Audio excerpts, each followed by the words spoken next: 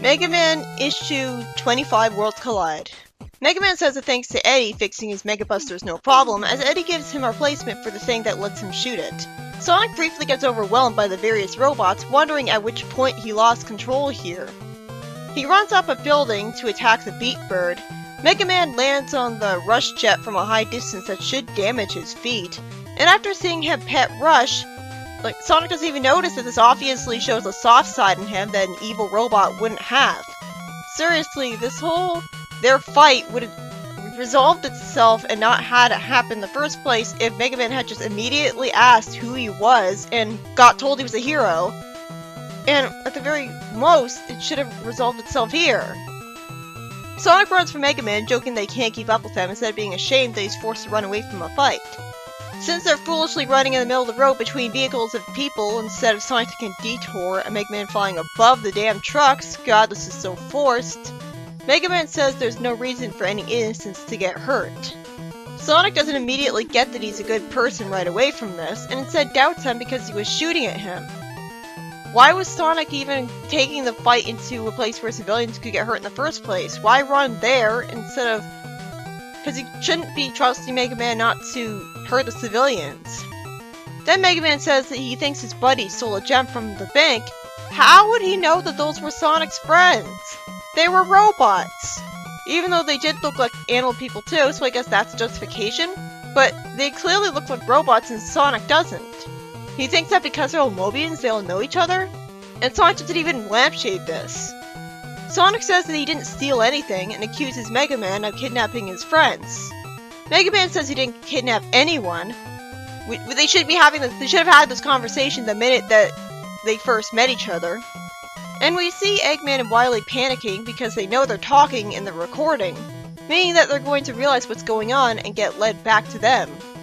Why are they panicking? You'd think that since the whole reason they made this plan so merciful to the heroes as to make them not be written out of the universe, and give them a fighting chance instead of being rewritten to hate each other right away, you'd think they'd take this in stride as being all part of the game.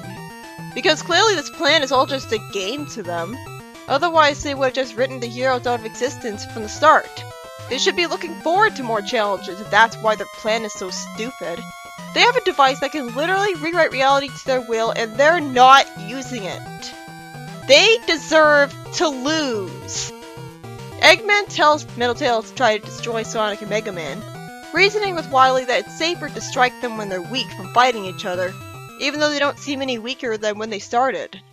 For some reason, Sonic immediately realizes that Metal-Tails is Tails, and not just a robot that looks like him, even though Tails had no idea what Eggman was talking about when he mentioned roboticization. So I was working under the assumption that the heroes don't know what it is anymore. Metal-Tails flies around and sends a tornado of wind out of his arm cannon as he hovers in the air by spinning his tails behind him and not below or above him somehow, proving that he's flying with wind magic, because how else does that make sense? But yeah, I do love this. The tornado thing, I love that. It's like being roboticized brought out the hidden magical power within Tails, because now he knows that he can create tornadoes like an air kitsune and fly without even needing to spin his tails properly generated. Sonic saves a civilian from a flying truck, who is fortunately grateful right away rather than panicking and seeing a Mobian for the first time like the Overlanders did. Doesn't make much sense though, but I guess plenty of stranger things have happened, so maybe they're assuming that Dr. Light made him? As Sonic sees Mega Man rescuing some people, he calls a truce so that they can keep doing that, while bouncing on his head, so that makes no sense. Why would he mess with him like that if he finally gets that he's a hero? Mega Man says that Sonic has to distract Metal-Tails before he'd recharge, because he needs time to build a charged shot. For some reason, Sonic complains about this, and talks as if saying truce didn't automatically mean that he'd cover him, when an alliance guarantees that. Luckily, it looks like he was just joking because he relents really quickly, and Sonic briefly apologizes to Tails for attacking him. Mega Man stuns him with a charged shot, which never happens with his charged shots in the games, by the way. So, huh? And for some stupid reason, Mega Man says that's not what happened last time, when it clearly was. Both times, robots were stunned. He even said so. Sonic lampshades how Mega Man doesn't get it, and Mega Man says that he'll try taking his weapon data to see if that gives him any answers, as he puts his hand on his head using his copy ability. Sonic Snark says he's probably going to use that weapon data against them. He really hates robots. Out of complete fucking nowhere, because the comic is written for idiots, Mega Man turns Tails back to normal for no reason instead of just taking his weapon data and getting his powers. I was expecting that Tails to be brought to Dr. Light and de-roboticized that way. But no! That would make too much sense. This is the stupidest excuse for de-roboticizing ever! It's sad that even the very early comic with the portable de-roboticizers made more sense in how they handle it. Here, it's literally handled like a stupid video game. You beat the boss! Hooray! Now your friend's back to normal because you beat the brainwashing out of him. Fuck you! I expect better from a comic. This isn't a video game. This isn't Mega Man powered up. Sonic treats Tails like a little brother as usual, ruffling his hair and saying amusingly, "Tails! It was you in there! Since when were you a killer robot?" And Tails says that it wasn't his fault he was kidnapped. Tails explains that he was kidnapped by Metal Sonic and Bass. Everything gets explained as the heroes all figure out what's going on, leading to another giant wall of text trying to cover as much of one little panel as possible. Mega Man is surprised that Sonic's going to help him fight Wily, even though Sonic has every reason to hate Wily at this point, and Sonic justifies it as him being quick to forgive, coming with the territory and being quick in general, saying, "That was a whole minute ago, man, keep it up."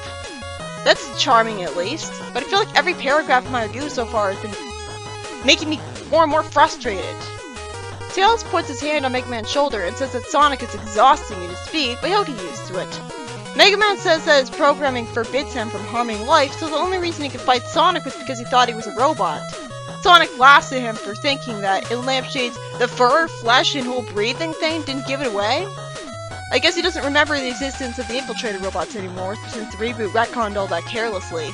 If he did, he would have been genre savvy enough to know that robots can look organic too, but Mega Man wouldn't know that. I mean, really? Like, if the writer thought to lampshade this, he should have... Sonic says that's an easy mistake because he is amazing, and forgives him because he helped him save Tails through the power of bullshit. Seriously, even Nicole de-roboticizing Mecha Sonic makes more sense than this. Why couldn't Nicole have done it? In fact, when I heard about the reboot crossover's method of de-roboticizing, I assumed that not only was Mega Man beating them in a fight, but Nicole was infusing a program, or maybe Tails would, that would de-roboticize them with technology. So of course that's not what happened, because I expected too much of the writing to expect even the most basic of children's logic.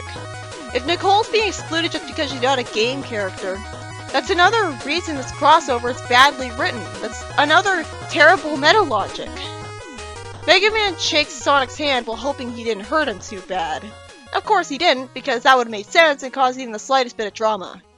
Mega Man says that Dr. Light might have data on the portals he was using, and Tails says that they could try tracking it to where the doctors are hiding. Well, that was easy. Extremely easy. How could they possibly track them down? This is so stupid. And if Mega Man can warp away with Proto Man, why doesn't he just warp straight to the villains? For some stupid reason yet again, Sonic has bad disorientation from teleporting with Mega Man, which makes absolutely no sense because I'm sure Sonic's teleported plenty of times before and not had this problem. What is this, another thing changed in the reality rewrite wave? No, it's just stupid. I can't talk about this crossover without getting angry, even though I'm trying to stay calm. Also, why is Sonic the only one who has teleportation motion sickness? And why does it disappear in the very next panel, making it totally pointless? Mega Man said that he landed them outside so we could introduce him slowly, since Dr. Light would be nervous at seeing them when he saw them fighting. They show up at the lab smelling smoke and see Metal Sonic and Bass coming in through a warp ring to fight Proto Man. I have no idea what happened after Mega Man said to put him down. No idea whatsoever. All I know is that there's more stupid writing because Bass says, "Too slow, brat," when Sonic should have been fast enough. Why the fuck was Sonic just standing there like an idiot when he wasn't the one being shot at, when he should have been able to rescue Dr. Light by running into the portal easily? For no reason whatsoever, again, Bass and Metal Sonic just leave. I guess they're under strict orders to not try to fight and destroy the targets that they should. This is so stupid. Weren't they panicking earlier? Eggman just told Tailsman to try to destroy Sonic and Mega Man, so why would he tell Bass and Metal Sonic to retreat? After Roll hugs Mega Man and looks annoyed at Sonic, who hasn't immediately tried to explain that he's a good guy because he's apparently not fast enough again. We fortunately cut past all the explaining to Roll because this crossover is dragged out enough as it is. Roll says that Dr. Light was working on replicating the portal energy here in the lab because he can do that apparently. You know, because he's a wizard. You know, replicating magical ring energy without magic of his own? No problem. He has new powers as the plot demands. Now the story, if logic was there, seems to be leading to the heroes being able to warp straight to Wily and Eggman and beat them up with a warp ring. But of course that wouldn't happen, because that makes sense to be too anticlimactic and quick. So I'm sure bullshit will intervene to force them to spend a long time making their way to Dr. Wily. Proto-Man says that for no reason, the frequency was different from the attack this morning, even though logically every warp ring should be the same. Tails says that the properties of the portal remind him of the Special Zone a lot. Apparently he's already familiar with that place to that extent in the reboot universe. As Sonic naps, Mega Man without his helmet says, "You could help, you know." How does he expect him to do that? As Sonic reminds me of Sonic X since he's napping, or Sonic Boom, he says that Tails is the computer guy, not him, so they just have to wait a bit. Mega Man expresses impatience. He's the impatient one? Sonic's just all carefree. So that's a weird thing in Sonic's personality where we're expected to believe he's both carefree and impatient, when those two traits are directly in contrast to each other and would cancel each other out. How do the writers decide when to make him impatient then?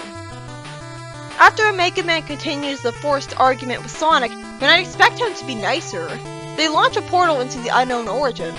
Does that mean that it could drop them into the middle of the ocean for all they know? No, I'm sure it'll just lead them to where the plot wants because coincidence. And Roll says that the warp ring looks different from the previous ones. No, it doesn't. Tails tries to have me believe it does, and it's because he made his own improvements. How? Which ones? Mega Man says that, oh, Dr. Light was kidnapped? I guess I wasn't paying attention because I don't care anymore. He's, for some reason, to have even more forced conflict, argues with Sonic when he says he wants to come with him and help. Why would he ever turn down Sonic's help? That's just stupid. I wonder how many times I've said that for this crossover. And it's not like I hate Mega Man either. Sonic says that it'll be fun to save a doctor for once, putting his hand on his shoulder. And Tails says that he'll go wherever Sonic goes, because he's loyal. Proto-Man then says in a white void of laziness that he's going too, conveniently, and advises them to bring Rush as well. Roll says that she and the others will protect the lab even though they did such a great job protecting it last time, and she's sure that Duo is on his way to help. They go into the warp ring with Mega Man petting Rush briefly, and because plot convenience, this warps them into Wily's custom-made zone of checkerboard floors and black grass with mushrooms growing out of them. I do love how this place looks so surreal, but I have a question. How can you possibly make a warp ring without knowing already where it'll lead? That completely contradicts the previous rules established with making warp rings. This issue was by Ian Flynn.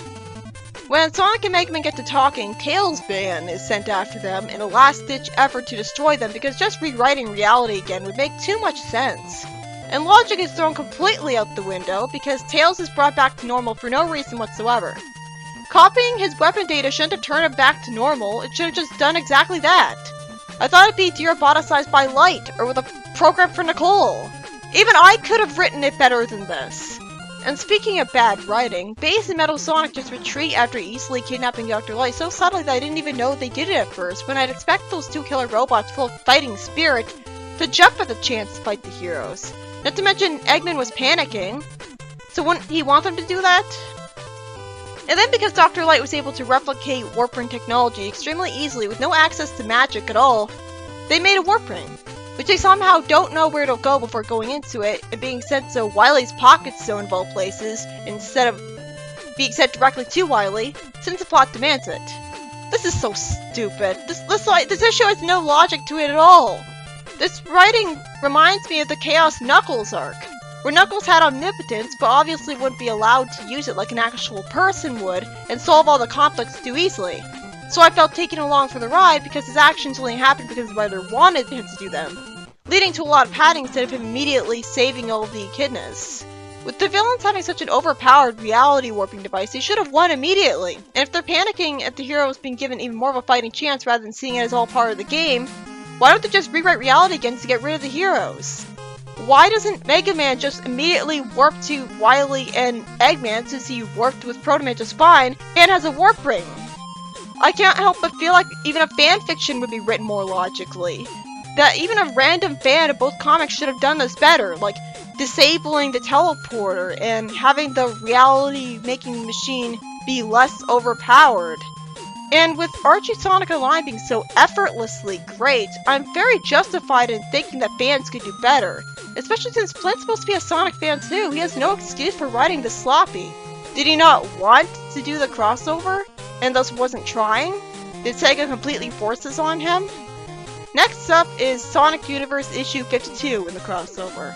I really wish they just renamed Universe into something else once the reboot started, because it's clearly not the same comic we know and love anymore, when it'll just be continuing the main story with Sonic and Mega Man instead of focusing on other characters like it was meant to do.